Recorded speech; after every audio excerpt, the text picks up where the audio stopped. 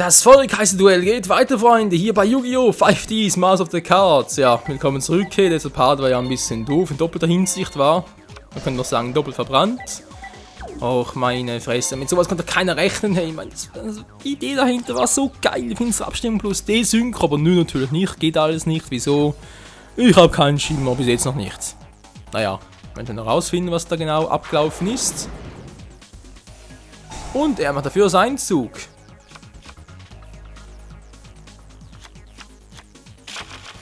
Also Kombination mit schwarzer Russendrache ist zwar nicht übel mit so einem Effekt, aber es geht natürlich auch ein bisschen besser. Hoffe zumindest. Klappt nicht, bin zu stark. Friedensbote. Scheiße. Tja. Friedensbote natürlich ganz doof, was mache ich jetzt? Ein stärkeres Monster kann natürlich jederzeit, aber es bringt natürlich nicht viel. Jetzt können wir uns zerstören und ihn rufen. Rückkehr des Kriegers für ihn wieder. Doch, das könnte klappen. So, vorübergehend, bis ich ihn ausgehebelt habe, könnte es funktionieren. So, und dann rufe ich als Spezialbeschwörung, das kann sehr in die Hose gehen, das muss also sein. Rufe ich meine Geschütz zum Krieger. Tja, kriegst du so eine Angriffspunkte? Kriegst du leider keine, aber das muss ja auch nicht sein. Direkter Angriff! Autsch! Ah, das wilde Feuerkombi, ey. So ein Quatsch, ey. Mein Mod ist einfach wieder weg, ey. Mann, oh Mann. Egal. Aktiviere den Rücken des Kriegers. War immer mal ein netter Versuch, war hätte ja funktionieren können. So, nehmen wir die Karte wieder zurück. Und setze den Monster verdeckt im Verteidigungsmodus. Menschenskind, ey. Ja, so kannst du natürlich ein Deck auch strecken. Also, ein Duell natürlich. Aber immerhin bleibt es spannend. So, Friedensbote, fügt ein paar Punkte Schaden zu. Ich brauche meine Kanone. Wo ist meine Kanone, wenn man sie immer braucht?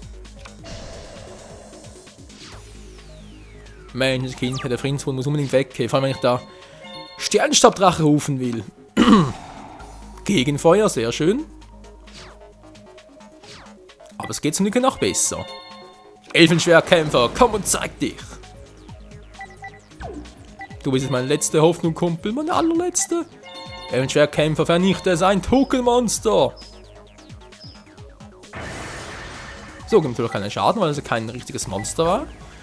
Und deswegen ist der Zug auch beendet. Fürs Erste.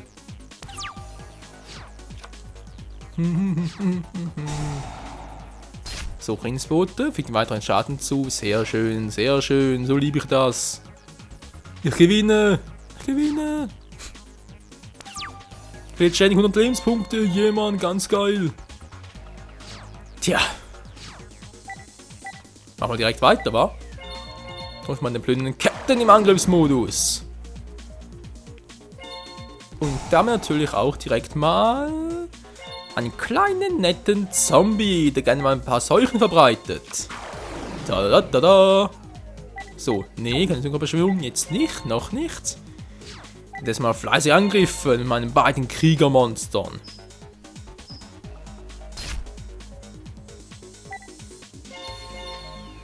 Sind zwar ein bisschen schwach auf der Brust, aber man sieht, dass auch solche Karten manchmal zum Sieg führen können.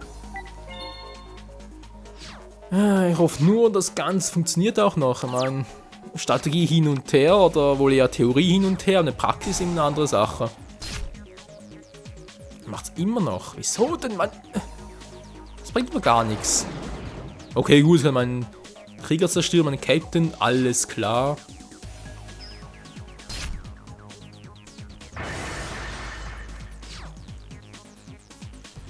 Die Schildkröte. Ja, die gibt's ja auch noch, Breaker, du bist ein Goldschatz, endlich bist du mal da. Ich rufe Breaker, den Krieger, der Magische. Was immer für ein Scheiß, ist doch egal. So, und jetzt mal Zeit, eine besondere Fähigkeit zu aktivieren. Zick.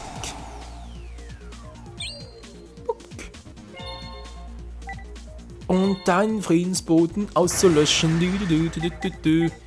So, haben wir einen Elfenschwertkämpfer hier, wir haben einen Zombie und es wird Zeit für eine neue Synchrobeschwörung.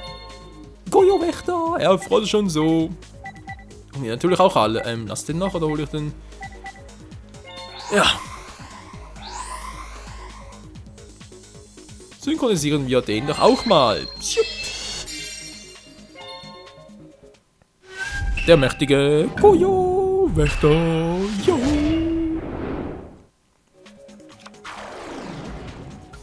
Ganz, ganz geil. So, jetzt bitte ein bisschen aufpassen, denn die Uferschildkröte zurückzuholen wird natürlich nicht viel bringen. Deswegen kommt jetzt mal der Breaker zum Zuge. Tja, macht ein Feuermonster, deswegen kriege ich auch ein bisschen Schaden. Und zwar in doppelter Hinsicht, erstmal mit Lebenspunkten und dann natürlich auch wegen einer weiteren UFO-Schildkröte. Tja, diese dämlichen Schildkröten. Autsch. Das wird auch wehtun.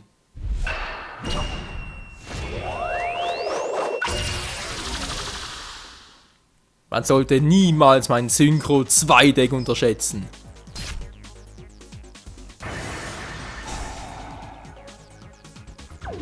Nö, das ist mal nichts. Sind es mal noch nichts? Flammengeist, Ignis. Was denn eine krasse Fähigkeit. Alter Schwede. Okay, jetzt wohl kaum so blöd sein, den Effekt direkt zu aktivieren, denn er hatte kaum Monster auf dem Friedhof, vor allem auf dem Feld nicht, und ich habe so viele. Wäre also momentan noch ein bisschen doof von ihm. Gut, er macht es auch nicht. Macht sogar gar nichts, tja, Ignis. Nicht gut, nicht gut.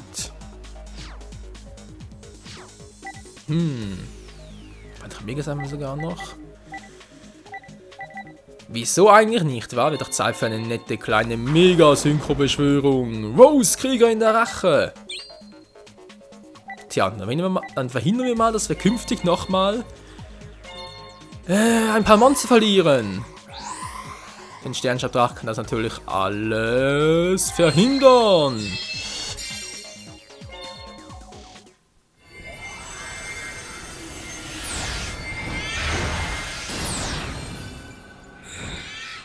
Ja, Mann! So. Und nun, Leute, wollen wir ganz kurz den Friedhof checken, weil wir in unserem letzten Part, was man da am Schluss noch voll erledigt hat. Ne, hat es nicht im Friedhof, okay. Dann wird es Zeit für eine weitere Synchro-Beschwörung. So, ganz kurz aktivieren. Und durch den vom Zombie.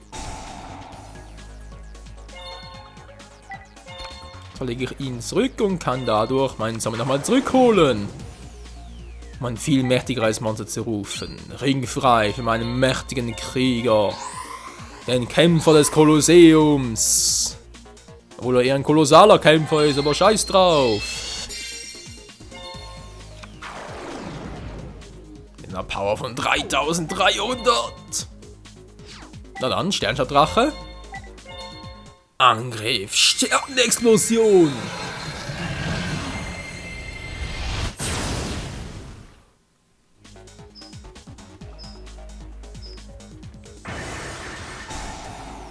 Und das war's wohl mit Giri und seinem vulkanischen Explosionsdeck.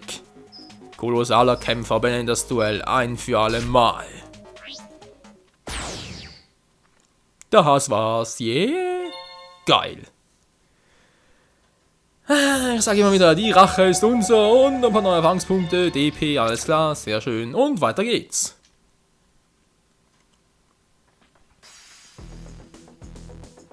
Unglaublich stark, das gibt's nicht. Okay, bis zum nächsten Mal, tschüss. Und voll ausgelöscht. So, was kriegen wir jetzt hier unten? Langsam fällt ich die Hasse. So, 7 AP, sehr gut. Die absteigenden Wert 10, wenn du eins der Objekte erwirbst. Okay, cool. 10 AP halten, yeah!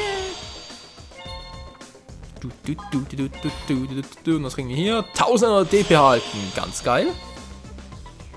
Und der nächste Gegner ist Oskar mit der Zauberakademie. Oskar. Warum knurrt denn? Ach ja, meine Frau hat mir gesagt, ich soll nicht nach Hause kommen, so wenn ich dich gewinne. Dann schlafe ich wohl draußen. Was? Alter, was hat denn der für ein Vibe zu Hause? Nee, mal ganz ehrlich, ey, aber niemand einfach draußen zu lassen, weil er nicht gewonnen hat. Also, naja. Jedem Tierchen sein Pläsierchen. Ja, dankeschön, Oskar. Alter, du nervst. Wollt schon sagen, ey, Copycat auf einem neuen Level oder wie? Nee, natürlich nichts. Das Duell geht an uns und zapf ein Duell.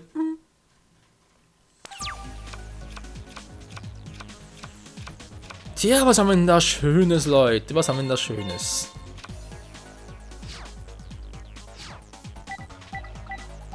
Okay, sieht nicht mal so übel aus. Ich brauche trotzdem mal als erstes ein Monster verdeckt. Und jetzt noch eine Karte verdeckt. So. Zug beendet.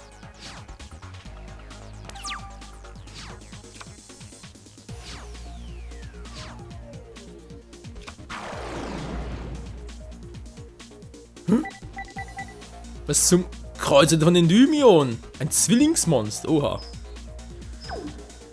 Ist es bereits soweit, Freunde, und die Zwillingsmonster kehren aufs Feld zurück. Oh Mann, oh Mann. Na gut, Zwillingsmonster sind eigentlich ganz coole Dinger. Da geht es eigentlich vor allem darum, dass man halt das Monster zuerst ruft. Also sprich, normalerweise sind sie zuerst immer wie normale Monster. Im zweiten Zug, oder halt am Zug darauf, kann man sie nochmal beschwören. Also sieht zumindest so aus, als würde man sie nochmal beschwören. Im Prinzip ist es einfach nur ein Effekt aktivieren. Und dann kriegen sie ihre Effekte. Also, ja, Zwilling halt, wa? Kann diese Karte das normale Monster behandelt, solange sie auf einem Spielfeld oder im Friedhof liegt. Solange diese Karte auf einem Spielfeld liegt, kann sie als Normalbeschwörung beschwören, damit sie als Effektmonster mit diesem Effekt behandelt wird. Diese Effekte sind meistens einer ganz cool. Naja, meistens. Nicht immer, aber meistens. Was mache ich jetzt hier? Zombie? Nee, nö. Endymion, sind wir Verlangungspunkte. Hab's viel meinen Geschmack. Okay, jetzt erstmal Monster verdeckt nochmal und beende meinen Zug.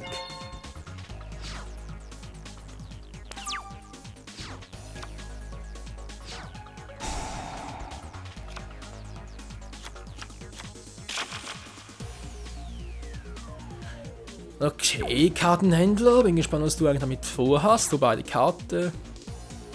Ja, eigentlich ist ja gut. Das muss man ganz klar zugeben. Die Karte kann schon was. Was ist der Finsterrote Zauberer? Naja, also. Das geht auch bis. Oh, Landformen.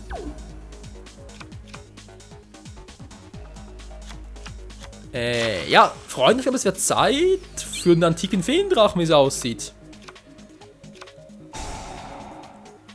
Weil die Feldzauberkarte, die magische Zitadelle von Endymion, die ist sehr übel. Wenn man die richtig ausspielt, die ganzen Zauberzählmarken etc., dann, Leute, alter Schwede. Nein, sagt der Kram, was machst du da? Was macht der Penner da? Der sammelt auf meine Karten. Ist denn noch zu retten?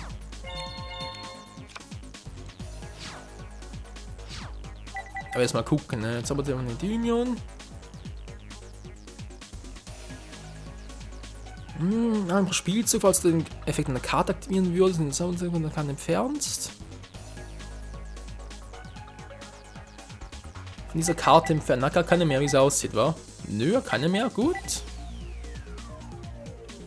Tja, dann wird es wohl wirklich Zeit für eine neue Synchrobeschwörung. Eines komplett neuen Monsters, mal da gefasst, Freunde. Auf einen mächtigen Drachen. Der Antike. Ladies and Gentlemen, ich präsentiere den antiken Feendrachen.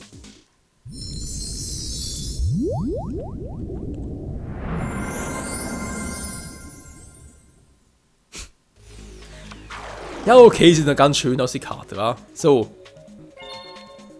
Ja, bitte den Effekt aktivieren. Zick.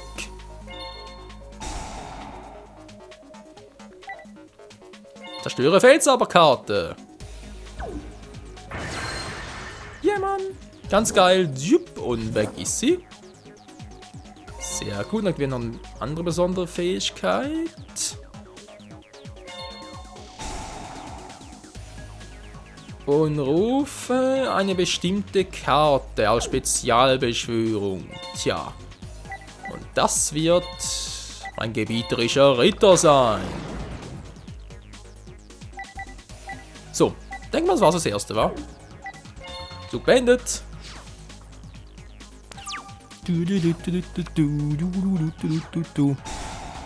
Nur schade halt, dass ich den Effekt des antiken Feendrachtens auch im gegnerischen Zug aktivieren kann. Wobei, es gibt viel zu mächtig die Karte, wenn das auch könnte.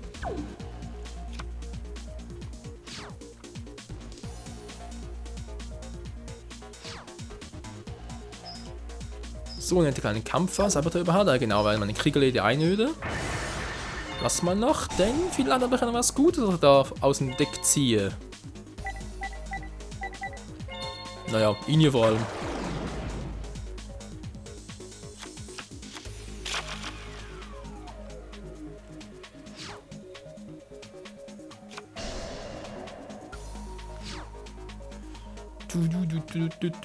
Soll ich bereits? Nee, lass mal noch, wa? Wäre noch ein bisschen zu früh, um bereits einen Effekt zu aktivieren. Oh, Stufenkrieger. Wobei, der hat auch nur Stufe 3, also von dem her.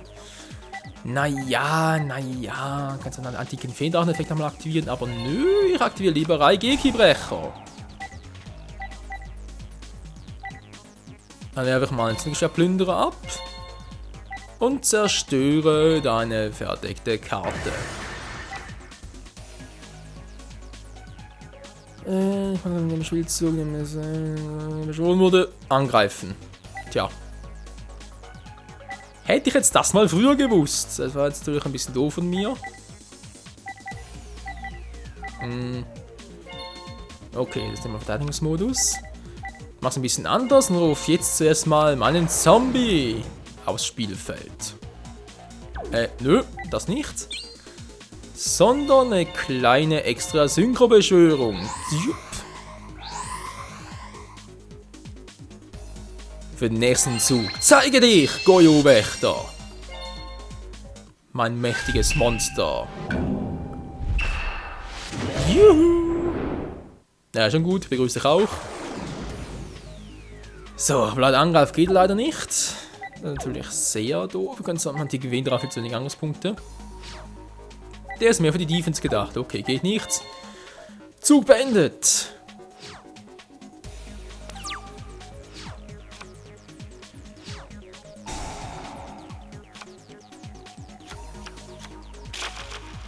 Der Kartenhändler. Ja. Was da wohl Nettes zieht, Freunde? Tja, da scheinbar doch nichts Nettes. Oh, das sieht übel aus. Und hat da nicht irgendwie... Naja, es könnte übel ausgehen. Ich versuch's trotzdem mal. Ne, Fallenkarte. Alles klar. Okay, versuchen wir es mal. Goyo-Wächter, greif an und vernichte seinen finsteren roten Zauberer. Seine Stärke möge uns gehören.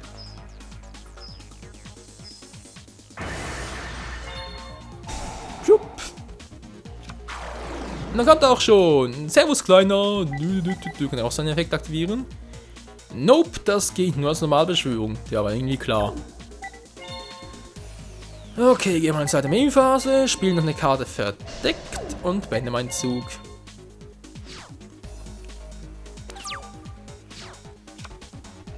Der Stufenkrieger. Ja. Der Kartenhändler. Mensch, Oskar, kapierst du endlich mal, du hast trotz allem keine Chance gegen mich. Nicht die geringste. Oder vielleicht doch.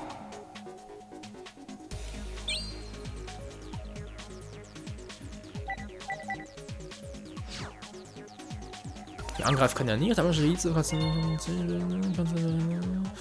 hier ist ein Monster, ein Saboteur von dieser Karte entfernen, die du kontrollierst.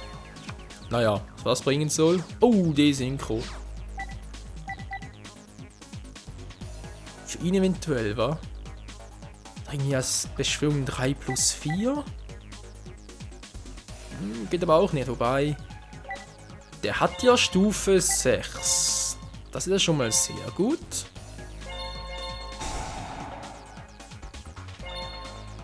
Dann lege ich mal meine Stufenkriege zurück ins Deck und rufe.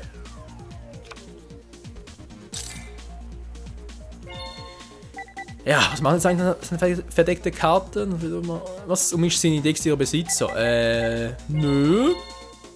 Das will ich nicht, dass mir da meine Kombi zersaust. Was soll denn das einfach meine Kombi durcheinander bringen?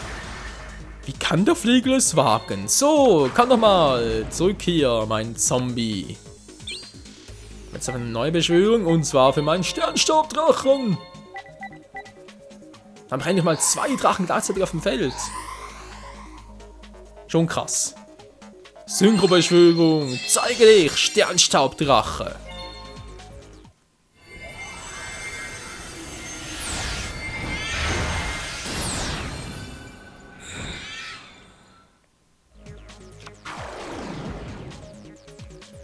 Echt ein geiles Monster, Freunde. So, aber den antiken Feendrachen, den soll ich mal im Angriffsmodus switchen.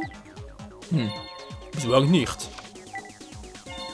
Alle Monster Angriffsmodus und los geht's. Ah, stimmt, der kann gar nicht angreifen. Entschuldigung, ganz vergessen. Antiker Feendrache.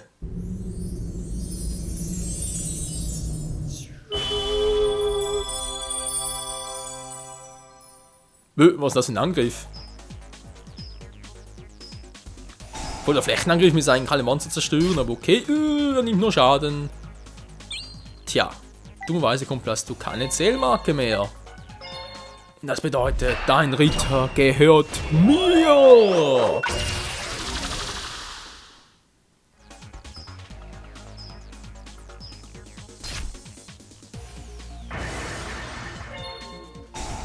Tja, ich hab den Breaker und du hast den Verteidiger. Aber jetzt gehört er auch mir. Wie alle deine Monster. Elfenschwertkämpfer, vernichtet ein verdecktes Monster. Attacke! Oh, ouch! Das muss der kommen, ey. Dämliche Zitadelle, hey. Mann, oh Mann, so Zug beendet. Aber er hat trotzdem keine Chance. Ich hab zu viele Monster auf dem Feld. Du. Ja, Kartenhändler kannst du so viel handeln, wie du willst. Da kommst du nicht mehr raus, Kumpel.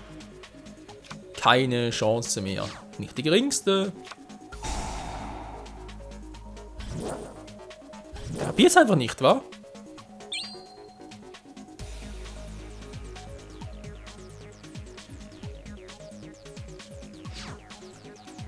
Ja, will es einfach nicht verstehen. Solange ich einen antiken Find auf dem Feld habe, kannst du es knicken, Alter. Das bringt nichts. Na, deine Felds aber Karten führen Arsch. So. Antiker Feendrache aktiviert eine besondere Fähigkeit. Und zerstöre die Zauberzitadelle. Nee, ganz sicher nicht, Alter. Einen Effekt irgendwie annullieren, sicher. Mann, oh Mann, oh Mann, ey. So, also nochmal, wenn ich mal bitten darf. Antiker Feendrache. Vernichte seine Zitadelle. Ja, Mann. Ah, was für ein schönes Licht. Bums. Gojo Wächter. Zeig ihm, wie mächtig du wirklich bist.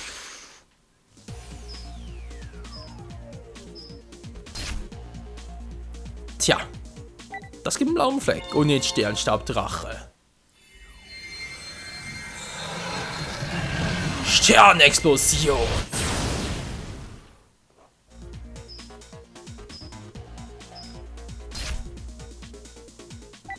Und zum Schluss noch Elfenschwertkämpfer, direkter Angriff. Beende das Duell. Und das war's bereits.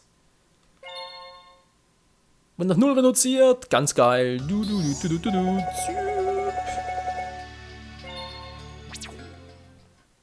Tja, könnte es noch geiler werden, ich glaube kaum. Und perfekt zum Ende des Parts hin. Oh, ich hab verloren. Oh, man kann irgendwie mit zur Ruhe setzen. Scheiße.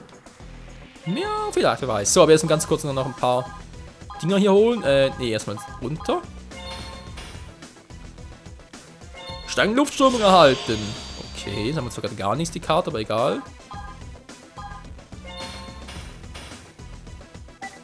So, komm, schnell, Roulette noch einmal und kriege ich das Objekt dort. Geil. Bewegen und... So, jetzt aber. AP plus 5 Objekt. Wow, hat es ja voll gelohnt, hey. Na egal, Freunde, das war es das erste Mal wieder hier bei Yu-Gi-Oh! 5Ds. Morgen geht es in weiteren Kampf gegen Crow, wie es aussieht. Vielleicht noch gegen Trainsender, gegen... Oh nee, den auch noch, ey. Den Freak persönlich, nochmal Trainsender, am Schluss gegen Odin. Oh Mann, das könnte ja heikel werden. Tja, wir werden sehen, wir werden sehen. Bis zum nächsten Mal hier bei Yu-Gi-Oh! 5Ds, Master of the Cards. Ciao zusammen!